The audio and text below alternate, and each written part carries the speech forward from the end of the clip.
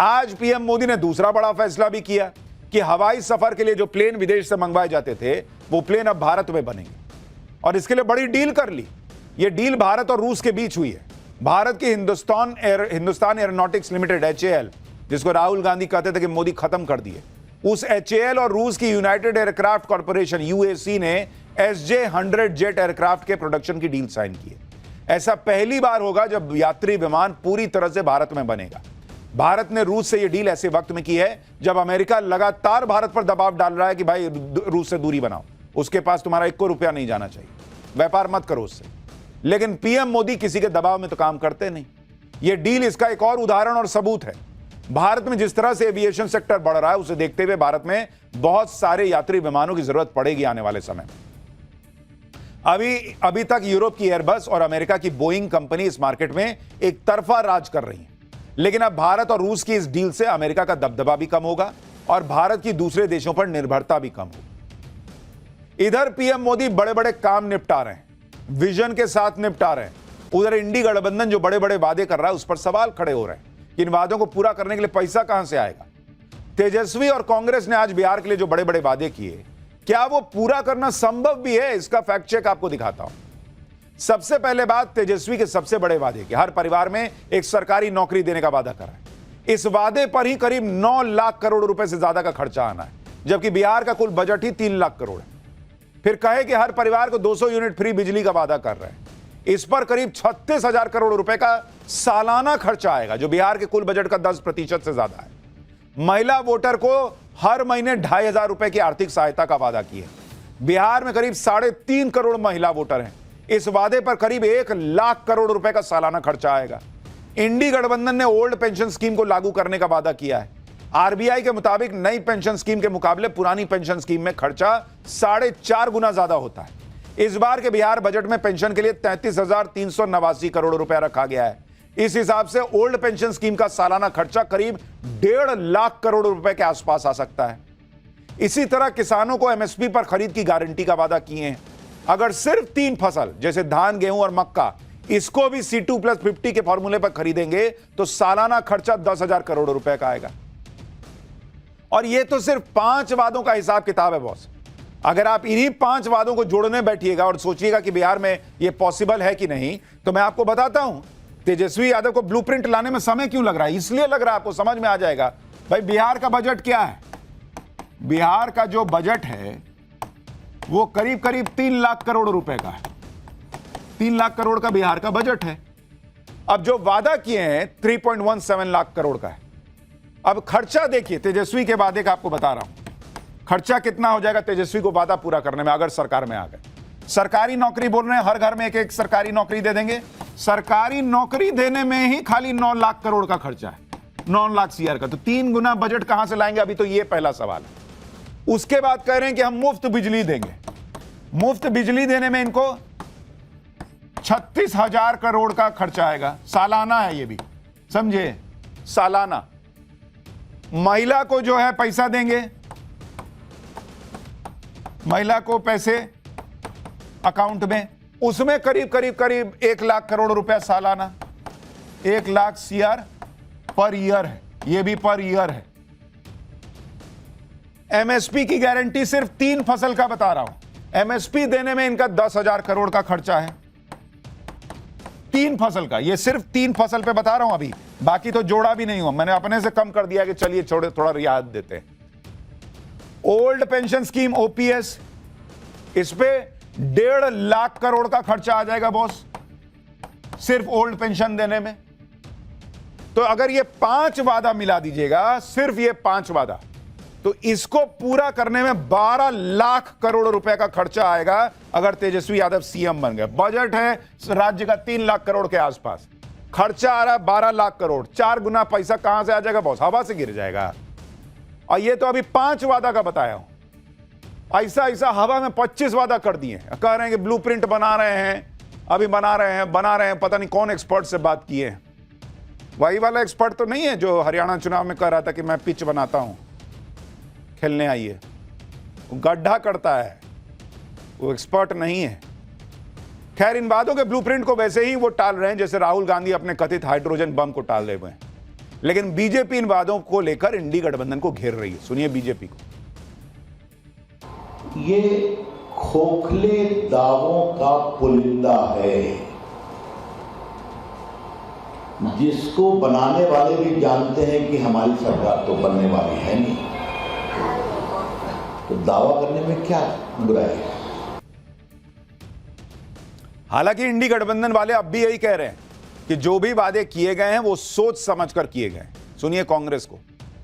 ये मैनिफेस्टो ऐसा है जो मुझे लगता है बहुत ऐतिहासिक मैनिफेस्टो है, क्योंकि इतनी विस्तृत चर्चा के पश्चात बनाया गया है और हमारे जो प्रेरणा स्रोत हैं, मल्लिकार्जुन खड़गे जी हैं, लालू प्रसाद यादव जी हैं, राहुल गांधी जी हैं, इन सबका एक स्पष्ट निर्देश था कि वही कहो जो कर सको। तो इस मैनिफेस्टो में वही है जो किया जा सकता है। ऐतिहासिक मैनिफेस्टो तो कांग्रेस ने हिमाचल में भी बनाया था, वहां क्या हालत है देख ही रहे हैं। अब बिहार में बनाए हैं ऐतिहासिक मैनिफेस्टो। इधर कांग्रेस तेजस्वी के चेहरे को आगे चमका रही है, उधर कांग्रेस के साथ तो बिहार में बड़ा खेला हो गया। तेजस्वी यादव राहुल गांधी को बाइक पे बैठा के तो घुमा दिए, लेकिन अब पोस्टर में राहुल गांधी को जगह ही नहीं दे रहे हैं।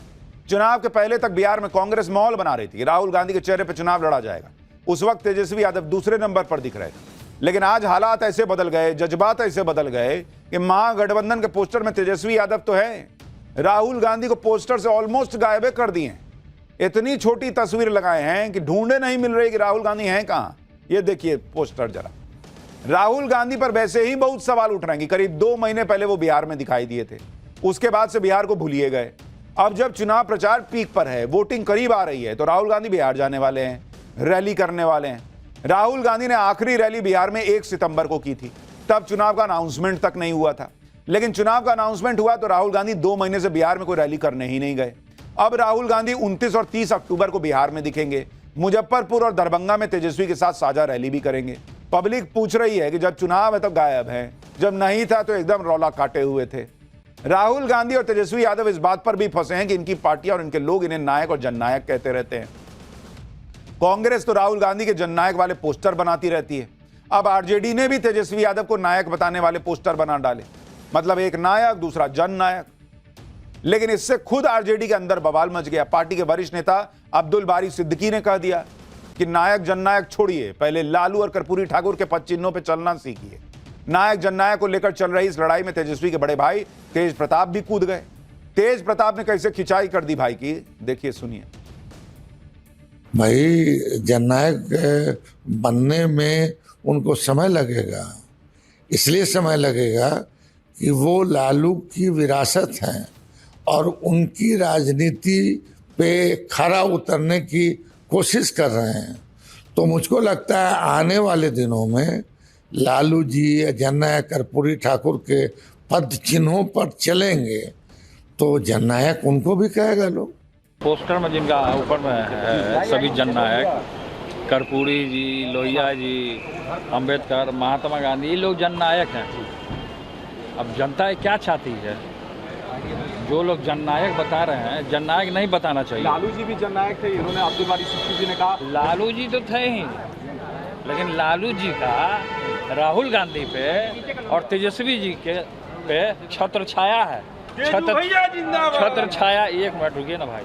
छत्र छाया हटा करके, जैसे मेरे ऊपर छत्र छाया नहीं है, हमारे ऊपर गरीब जनता का, बिहार की तमाम युवा का, नौजवान का छत्र छाया है, जिसको लेकर के हम आगे बढ़ रहे हैं। सर तो अपने बलबूते पे करके दिखाएंगे।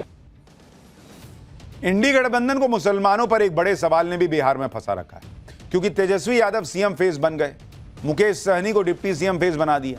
लेकिन जो मुसलमान इंडी गठबंधन का कोर वोट बैंक है, उसमें किसी को डिप्टी सीएम बनाने का खुला ऐलान अब तक नहीं कर सके। इंडी गठबंधन से अब लोग यही पूछ रहे हैं कि मुसलमान क्या सिर्फ वोट लेने के लिए या दरी बिछाने के लिए? ओवैसी जैसे नेता खुलकर पूछ रहे हैं कि मुसलमान सीएम क्यों नहीं बन सकता। सुनिए ओवैसी को। अगर मल्ला का बेटा उप मुख्यमंत्री बन सकता तो क्या आदम का बेटा मुख्यमंत्री नहीं बन सकता? अगर मल्ला का बेटा उप मुख्यमंत्री बन सकता तो क्या मोहम्मद का बेटा नहीं बन सकता मुख्यमंत्री? मेरे भाई फैसला आपको करना है। 17% है, 3% है और 14% है। 14% है तेजस्वी, और आप देते हैं टिकट उनको कितना, 14 है तो 36% टिकट दिया। जो 17% है उनको क्या दिया, उनको लॉलीपॉप दिया और बोला कि बेटा चूज कर लेना। तुम 14% और 36% तुम, और हमको बोले दरी बिछाओ, दरी बिछाओ, दरी बिछाओ। वैसे कितने कमाल की बात है, आप देखिए ओवैसी कह रहे हैं कि बिहार में मुसलमान 17-18%। मुसलमान का जब काउंट करते हैं तो पूरा एक करते हैं, 17-18% है। मुसलमान में फिर जाति नहीं गिनते हैं, लेकिन हिंदू का गिनते हैं तो यादव 14%, मल्ला 4%, 3%, भूमियार इतना, तो राजपूत इतना। हिंदू का बांट बांट के गिनते हैं, हिंदू का नहीं गिन रहे हैं फिर कि हिंदू 82% है, उसको क्या दे रहे हैं। ये इस देश की पॉलिटिक्स में 75 साल में हुआ है कि मुसलमान एक में गिनाता है और हिंदू को बांट बांट के गिनते हैं ये लोग, क्योंकि वही पॉलिटिक्स किए हैं 75 साल में। बिहार में 18% के करीब मुस्लिम वोट है और मुस्लिम वोट के लिए तगड़ी लड़ाई है। इंडी गठबंधन अपना वोट बैंक बचाकर रखना चाहता है, तो ओवैसी इसमें सेंध लगाने की कोशिश कर रहे हैं। उधर प्रशांत किशोर भी इस वोट बैंक के लिए ओवैसी से भिड़ गए। चुनाव से खुद भागे भागे फिर रहे प्रशांत किशोर ने कैसे ओवैसी को लेकर मोर्चा खोल दिया, सुनिए एक बार। चाहे ओवैसी साहब मेरे मित्र हैं, लेकिन मेरा उनको सुझाव है बिना मांगा हुआ कि आप हैदराबाद संभालिए, हैदराबाद अपना किला बचाइए, बेकार सीमांचल में आकर और कंफ्यूजन पैदा मत कीजिए।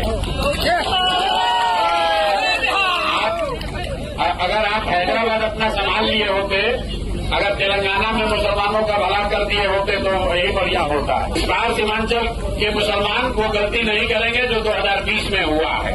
ओवैसी साहब का सम्मान है, बहुत बढ़िया तकरीर करते हैं, पढ़े लिखे व्यक्ति हैं, लेकिन उनको हैदराबाद में रहने दीजिए। सीमांचल के नेता, सीमांचल के रहनुमा जो जिनको रहनुमाई करनी है वो सीमांचल का बेटा होना चाहिए। हैदराबाद से आकर सीमांचल में नया नेतृत्व करने की जरूरत नहीं है। प्रशांत किशोर कह रहे हैं कि ओवैसी जो है वो हैदराबाद में ही सीमित रहे, कंफ्यूजन ना बढ़ाएं। तो इस लॉजिक से तो पब्लिक आपको भी कहेगी आप का कंफ्यूजन बढ़ा रहे हैं, आपको लोग वोट कटुआ कह रहे हैं, आप भी हट जाइए, फिर छोड़ दीजिए पॉलिटिक्स। भाई पॉलिटिक्स ना है, सबको लड़ने का अधिकार है, जिसका जीतने का कन्फर्मेशन होगा वही लड़ेगा, ओवैसी नहीं लड़ सकते हैं। ये क्या बात हुई बॉस? इनको लग रहा है सबको कि ओवैसी जो है वो बात कर रहे हैं, लॉजिकल बात कर रहे हैं, मुसलमान को बता रहे हैं कि तुमको जो है वो दरी बिछाने के लिए रखा हुआ है, लेमन चूस पकड़ा दे रहे हैं। मुसलमान हट गया तो क्या होगा, फिर तो बीजेपी को हरा नहीं पाएंगे, इसलिए ओवैसी को हट जाना चाहिए। ये गजब इनका लॉजिक है बॉस। खुद मजबूत नहीं होंगे, हम क्लास में फर्स्ट नहीं आएंगे, तुम लोग सब एग्जाम मत दो ताकि खाली हम ही बचे और हम ही फर्स्ट आए।